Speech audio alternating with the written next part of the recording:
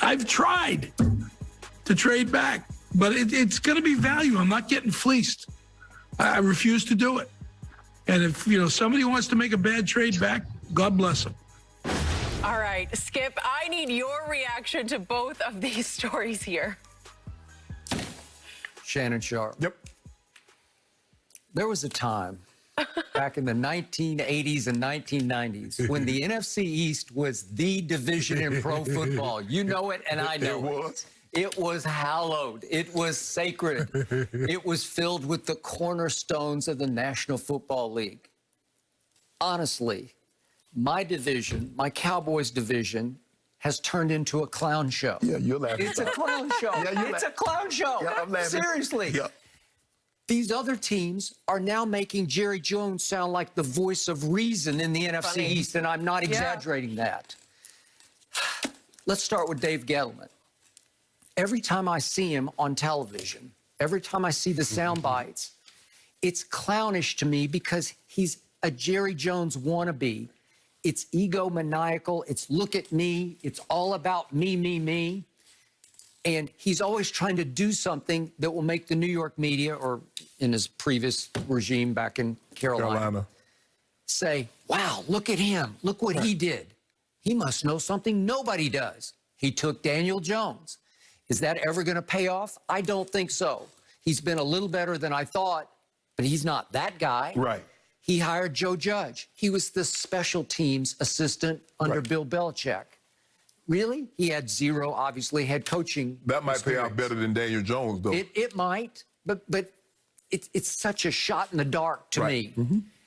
And then young Nick Sirianni, still 39 years of age. Remember, the Eagles hired him.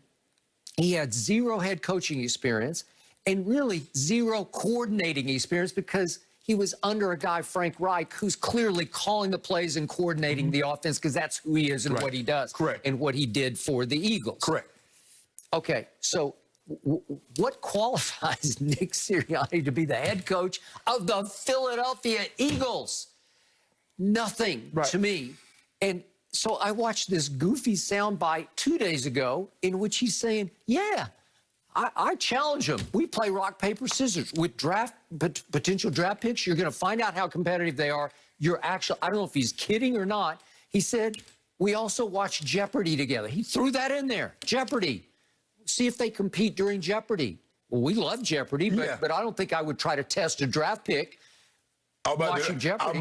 I'm about to invest millions of dollars in a guy, or whether or not he know what potent potables are. Nah, I'm good. Or if he'll compete with me on these categories. You better watch the tape. What does the tape say? Do you know Shakespeare? Yeah, I don't know. Does it matter? No, it doesn't matter. Which brings me to Washington. And I have more respect for Washington right now than I do for the other two. But the owner, the longtime owner of the Washington Redskins, is always embroiled in some controversy or some allegation or scandal or something. Something is always going on with Daniel Snyder.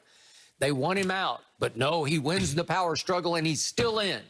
And for years and years, he fought to keep that infamous nickname of the Washington Now football team. Right. Can you trust them? I have respect for his head coach, but remember what recently happened in Sports Illustrated.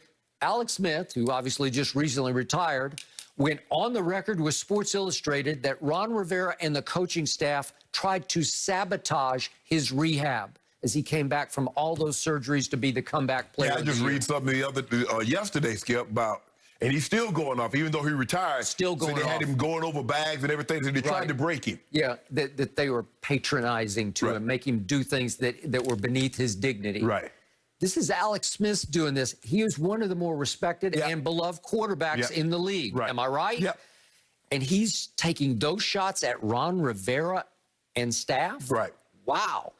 So I love what they did with Curtis Samuel. Have nothing but high respect. I give you kudos for that.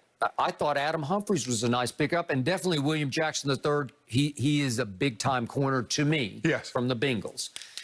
So I give you off-season maneuvers, except at quarterback. you're still hamstrung because you don't love Ryan Fitzpatrick. You think he's a roller coaster ride. He absolutely is. He's up one year and then way, way down the next year. Well, this is going to be the down year because you also gave some money to Taylor Heineke, who has one game on his resume for his life. It was a good game. And it was a good game against those Tampa Bay Buccaneers. But they still have Kyle Allen. They still have Steven Montez. And I don't know who the quarterback is. Maybe it'll be pick one out of the hat each Sunday. Not sure about that.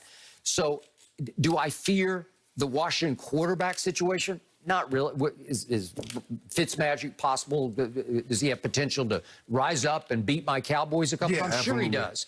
But the point is, this used to be the NFC East, and now it is by far the NFC least. Yep. And the sound bites are so wacky and so lacking of respect that I sit back and say, we just blasted my guy Jerry Jones. But seriously, he's like the elder statesman now. He's like the voice of reason. Somehow, Jerry Jones has become the voice of reason. And by the way, Fox Bet does favor my Cowboys to this day to win the NFC East or least. And you can argue it's strictly by default. Right. But I'm picking them. I bet my diet due on it. And it's because these other teams are laughing stocks now. In many ways, all three of them are laughing stocks. Right. And I never thought I would see the day I would say that about the Giants and the Eagles and the Washington football team. Skip, Dave Gettleman, you can't get caught up in worrying about someone in your local paper, the New York paper, saying, well, you know, Dave Gettleman has never really traded back in the draft. Skip, what you do, you do your draft board. You evaluate the players. Now it comes your turn to draft. Now, obviously, hopefully, you're trying to draft the player that you need. Now, how many players are available that you need, that you have a high enough grade? Now, Skip, you might have a third-round grade on him. You need, say, play. Skip, you don't reach for him and bring him up into the first round. But if normally, you call the people that want to move up, they call you. Well, if you call them and say you want to move back, hell, I ain't gonna give you value. You telling me you want to move? Why would I do that? I guarantee you, Miami. I guarantee you, Miami did not call San Francisco and say, you know what, guys, we looking to move at the third slot. What y'all gonna give us for it? No. Miami got on the phone. Somebody got on the phone and called. Kyle Shanahan called Miami. They called. No doubt. Oh, you want to come up way up here? Yeah. Or what you be willing to give up?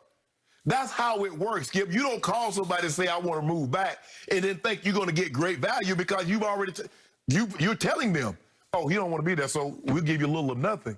But you don't get worried about what people are writing in the paper. It's like he's reading the papers, and they're saying he's never moved back in the draft. And he's like, well, I wanted to, guys. Trust me, I want to. But I'm not going to get fleeced. And then, Skip, I mean, he took Saquon. Okay, that's a no-brainer. He took Daniel Jones. That would be Dexter Lawrence, 17. DeAndre Baker, who he traded up for, who had a lot of issues. And 2020 took Andrew Thomas. I mean, even though you didn't trade back, it's not like you got Hall of Famers here. It's not like you selected Hall of Famers. And then Sirianni. Skip, what am I supposed to do with this? Does he understand if you play a professional sport, as you rise through the ranks, you become more and more competitive because it's more and more competitive. JV is more competitive than Pop Warner. Varsity is more competitive than JV. College is more competitive than high school. The NFL is more competitive. So if you keep rising through the ranks, do you know how competitive you have to be? Now, in football, Skip, they don't do it anymore. We used to have drills, 9-on-7. No wide receivers. Yep. There ain't going to be no throwing no ball. The defensive line know what you're going to do. The offensive line, this is a man-on-man. Yep. That's bring out the competitive nature. Mm-hmm. We're not playing no childish game, no rock, paper, scissors. Mm-hmm. We're not playing no guessing games. We used to do Oklahoma. Oh, it's one-on-one. Yeah. We used to do Bull in the Ring where you spin it around and they got everybody lined up in a circle. Now that brings out the competitive nature. But rock, paper, scissors? In the NFL? Clown show. Lord. These are the Philadelphia Eagles. And how am I supposed to, Skip, how am I supposed to go in there and say, man, ooh, baby, we going to make a run at this thing this year and know my coach playing rock, paper, scissors with some draft picks? he playing Jeopardy questions with draft picks. Skip, that's not. And all that being said, yes, Jerry Jones sounds like the voice of reason, but he can't get out the way. I agree with He that. has the most talent, no question. But where did they get him? They have the same amount of division titles in the same amount of time as the Eagles. Okay. And do we both agree that this is the worst division in pro football? Oh, yeah. And it's not even close. Yeah. Right? Yeah. I don't know, but the AFC South is challenging for that now, Skip. Maybe. They got their own issues, a set of issues. Yeah. The NFC South. But I think Tennessee and Indy are better. They got two teams better than any. But I don't know. The bottom teams might be Jacksonville and Houston might be pretty bad this year. Jacksonville's going to be on the rise. Watch. But I don't get. I'm surprised because basically what the general manager just acknowledged is that he sees what they're writing. Now, why would I even respond to that, Skip? What difference does it make? If somebody, I don't need to tell you why I haven't done a certain thing, why I always move up, or why I always move back, or why I always select my pick in the spot that I'm selecting. Yep. I ain't got to tell you that. But he reading them, the New York papers, I guess they get to you. I guess they write in such a way that you just got to respond to it, Skip. You just got to.